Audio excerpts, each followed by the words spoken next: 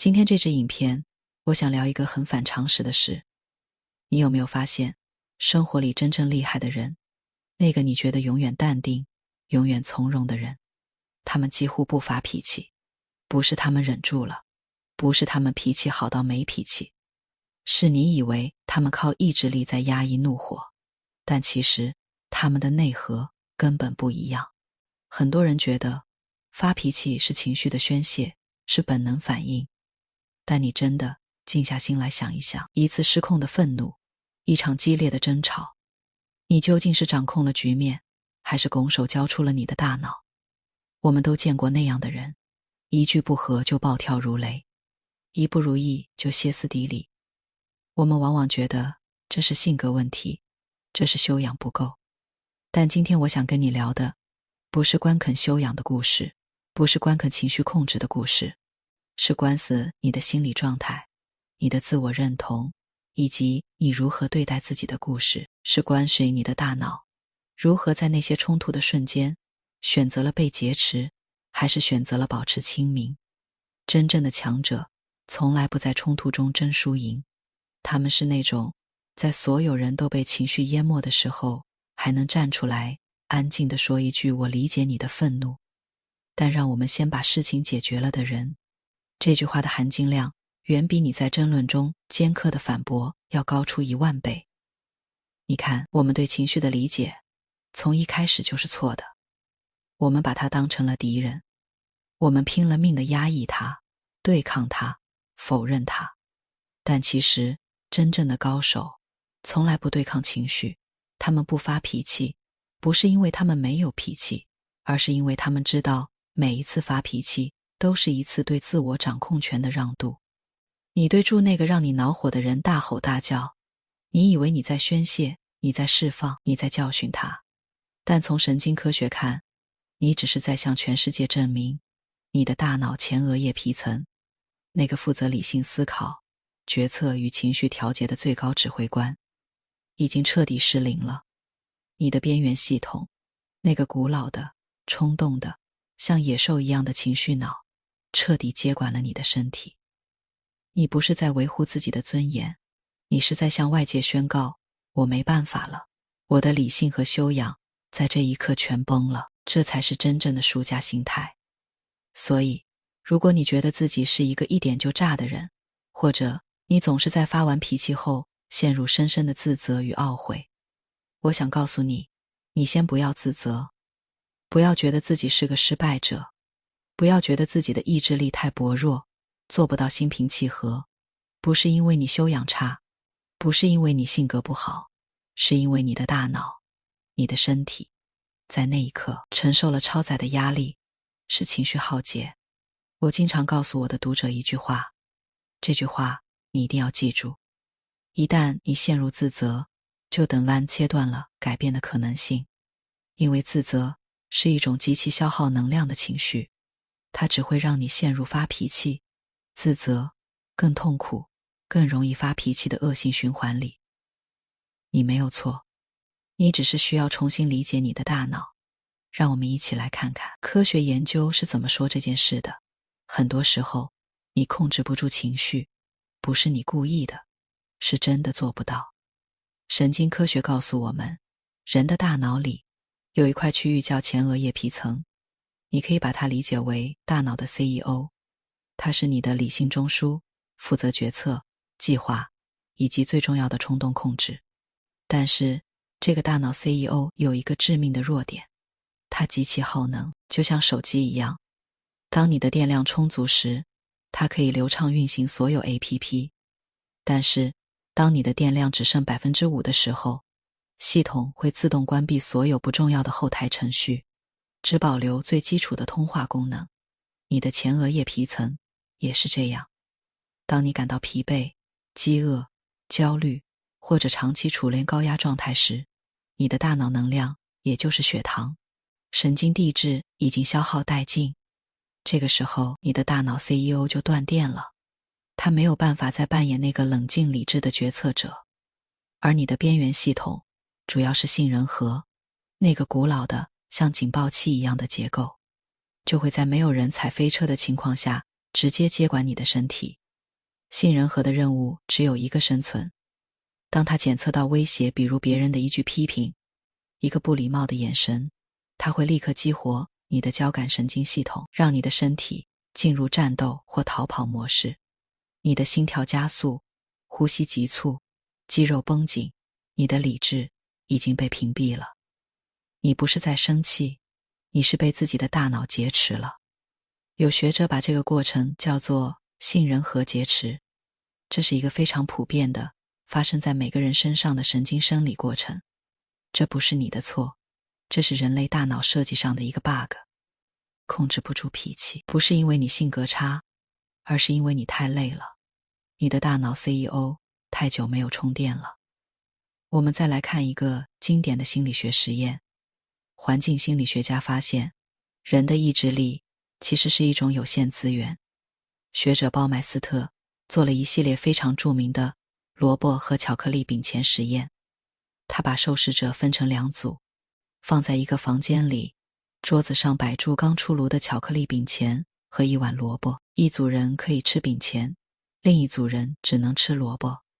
你要知道，看住别人吃香喷喷的饼钱，自己却只能啃萝卜，这对意志力是巨大的考验。吃萝卜的人需要动用大量的意志力来抵抗饼钱的诱惑。然后鲍麦斯特让这2组人去做一个非常难的拼图游戏，结果惊人的一致。那些吃了饼钱的人因为没有消耗意志力，他们在拼图游戏上坚持了非常长的时间，而那些吃萝卜的人，因为他们的意志力已经在抵抗饼钱诱惑这件小事上消耗殆尽，他们在拼图游戏上很快就放弃了，变得沮丧、易怒，充满挫败感。这个实验告诉我们一个残酷的真相，你的意志力是会被用光的。每一次你强迫自己早起，每一次你忍住不对同事发火，每一次你拒绝甜食的诱惑，都在消耗这个有限的资源。当你把意志力用在别处时，你再遇到冲突，你就没有多余的能量去调节情绪了。这就是为什么你下班回家后更容易对家人发脾气，因为你的情绪肌肉已经在白天的工作中被彻底榨钱了，你没有力气去忍了。所以，真正的高手不是因为他们天生情绪稳定，而是因为他们懂得节能。他们不会把自己的情绪能量浪费在那些不值得的日常小事上，他们会优先照料自己的大脑能量，确保自己的前额叶皮层始终有电。我再跟你说一个更底层的逻辑，从演化生物学的角度来看看情绪，追求平静不是一种软弱，它是一种人类顶级的性状。在远古时代，那些在猛兽面前过度惊慌失措，发出尖叫的个体，反而更容易引来捕食者，更快被淘汰。真正能活下来的，是那些在危险面前能保持安静、保持观察，能迅速判断撤退路线的个体。他们心率平稳，他们呼吸均匀，他们解决问题，而不是被情绪淹没。这种冷静的基因，就这样一代代传了下来。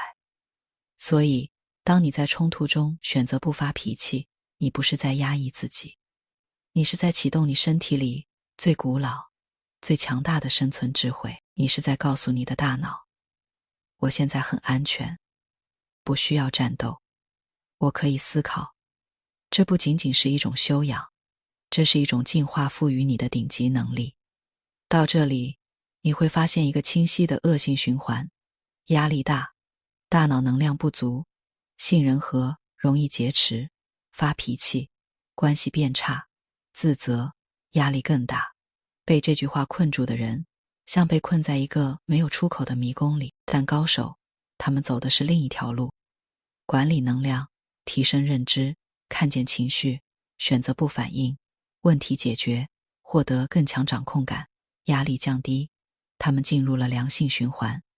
问题的本质从来不在你遇到了什么糟糕的事，遇到了什么讨厌的人，而在你如何定义这件事，以及你如何定义你自己。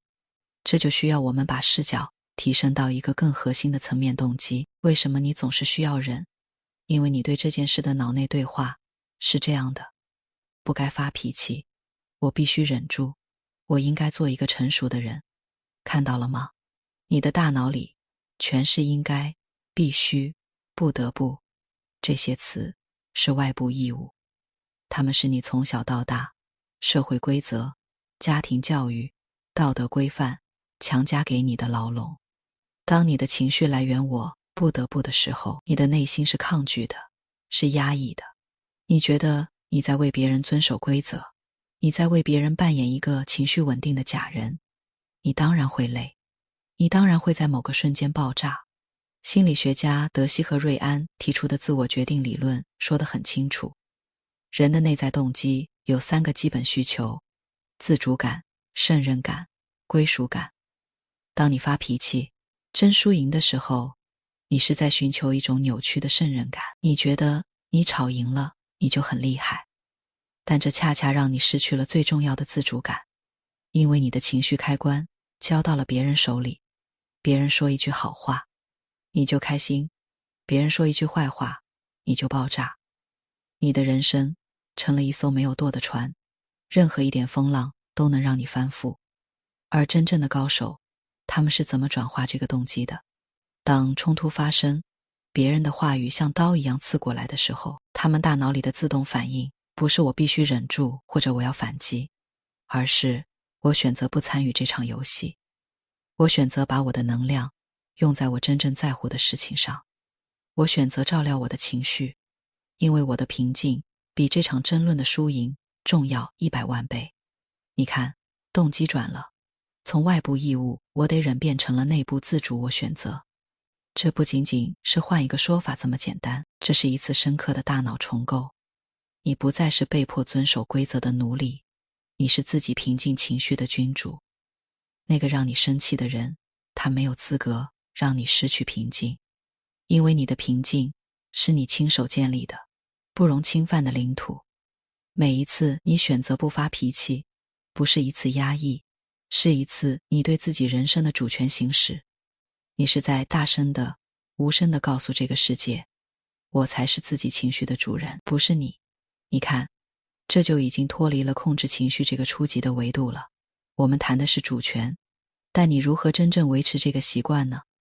像很多人说的那样，每天告诉自己，我要冷静吗？不是的，靠意志力，你永远走不远。真正能让你变成那种从不发脾气的高手的方法，是身份认同。真正的高手，不是因为他们能忍住，所以不发脾气，而是因为他们根本不是一个会发脾气的人。他们在内心深处重建了对自己的认知，认识到这一点是突破的关键。改变习惯的终极力量是自我认同。每一次你选择在冲突中后退一步，闭上嘴，深呼吸，你就是在为你的新身份存下一笔证据，一笔记录你已经不再被情绪控制的小证据。一次行动可能没什么感觉，10次行动你可能还是会怀疑自己。但当这样的证据积累了上百次、上千次之后，你的大脑会自动进行无意识的归纳总结。我好像确实不会在这种小事上发火了，我好像真的比从前冷静了。这些证据会像钢筋一样慢慢重塑你对自己的自我形象，塑造一个全新的自我形象。从我是一个脾气暴躁的人，变成我是一个情绪稳定的人。当你的自我形象改变了，你的行为就不再需要意志力了，因为你的行为会自动与你的自我形象保持一致。你发脾气反而会让你觉得这不像我。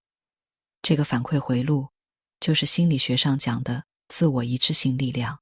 形成习惯本质上就是让行为自动化。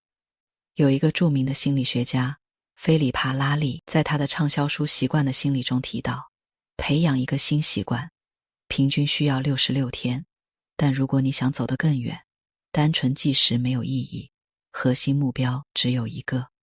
从一个因为我应该控制脾气，所以我尽量忍住不发火的人，变成一个我根本不需要控制，因为我本来就是一个平静理性的人。当你的内核变了，外在的一切都会随之改变。你不再是那个被情绪反复折腾的可怜人，你成为了情绪本身的主宰。到了这一步，你已经掌握了理论和心法，但我们不能只停留在概念层面，落地才是真正的能力。我给你3个具体的行动建议，每一个都与前面的科学理论一一对应。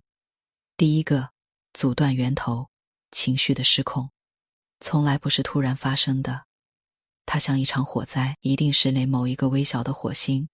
结合大脑能量管理，你要做的是在那个火星出现的时候就立刻掐灭它，捕捉无序堕落的第一个瞬间。当你感觉到心跳开始加速，呼吸变得急促，胸口发闷的那一刻，你要立刻觉察，这是你的杏仁核在尖叫，准备发动突袭。不要让它得逞，这是以小博大的关键时刻。你需要一个中断按钮，可以是立刻闭上嘴，数5个数，可以是解雇离开现场，去喝一杯水，可以是把手机放在一边，转头看住窗外。不管用什么方式，中断当下的情绪链条，只要中断了杏仁核的劫持过程，你的前额叶皮层就有机会重新上线，这就够了。第二个，感知沉静。很多人觉得控制情绪就是要让自己变成一个没有感情的机器人，大错特错。真正的高手不是没有情绪，而是他们能把情绪当作一种资讯来观察，变成资产。你需要把每一次冲突变成一个深度自我观察的仪式。当你想要反驳、想要吵架的时候，试着把注意力从对方的话转移到自己的身体感受上，就像赏味一样，去感受你的心跳。你的手是不是在发抖？你的胃是不是在收紧？你的呼吸是不是变浅了？专注这些感官，你是在观察情绪，而不是变成情绪。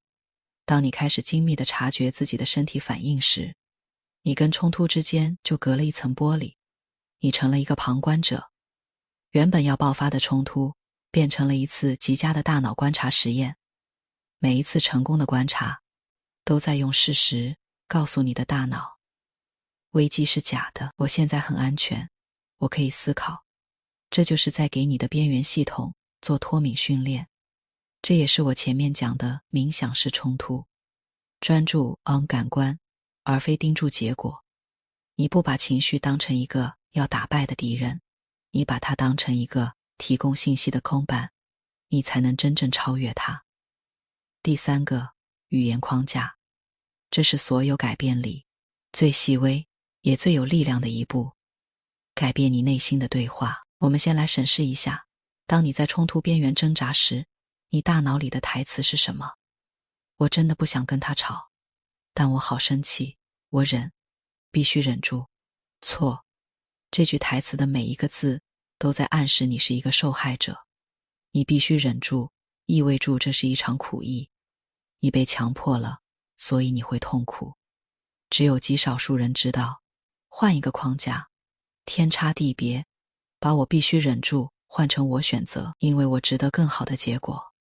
把他惹怒了我换成我选择不把情绪控制权交给他。把我脾气不好，没办法换成我是一个正在练习平静的人。听起来很简单，但你试一次就会发现，整个心态从被动变成了主动，从消极变成了积极，从不得不变成了我值得，积极的心理暗示，会直接改变你大脑的运作模式。它会降低你的压力荷尔蒙皮质醇，让你的杏仁核不那么容易兴奋。一次成功的自我对话，就是你对自己的一次温柔的照顾。当你学会了用这种语言框架跟自己说话，你就正式从情绪的奴隶毕业了。你成为了一个能随时随地为自己创造平静的人。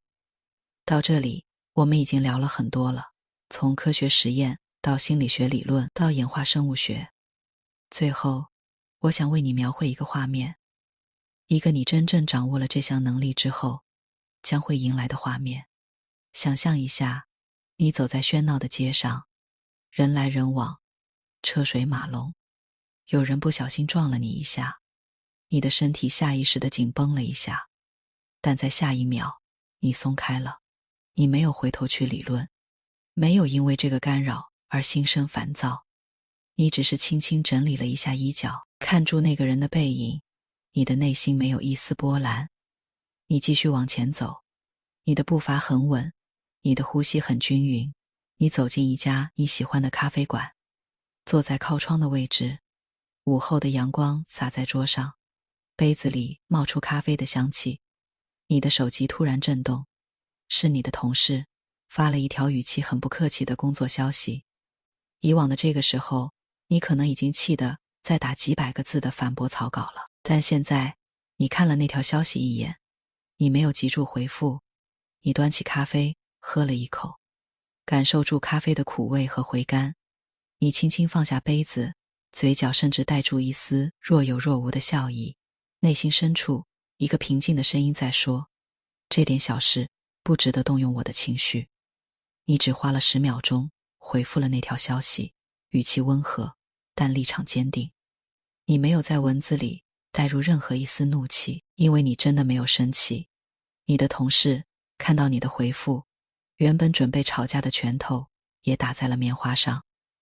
一场可能的办公室风波就这样化为无形。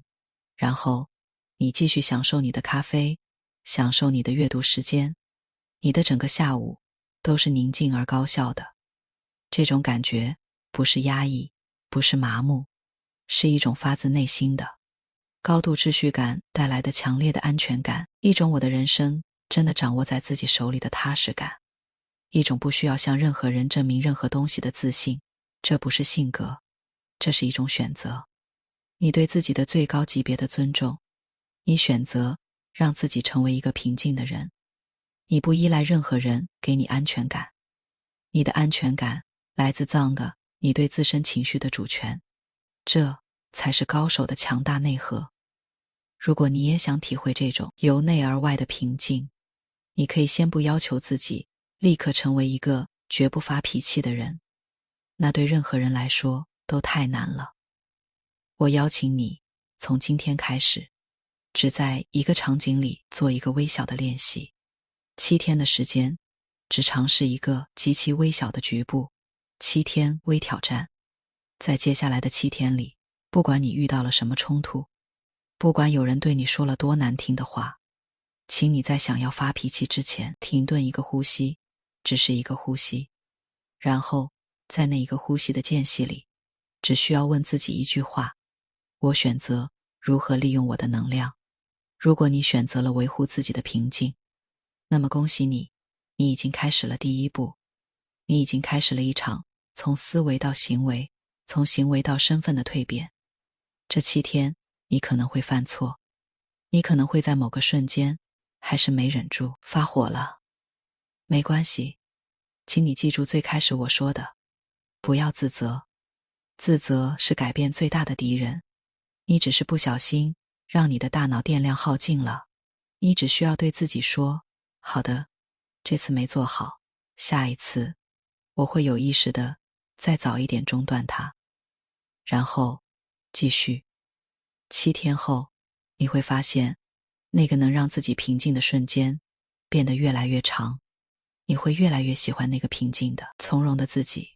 如果你觉得今天的内容对你有所启发，请帮我按个赞，让这篇文章被更多需要它的人看到。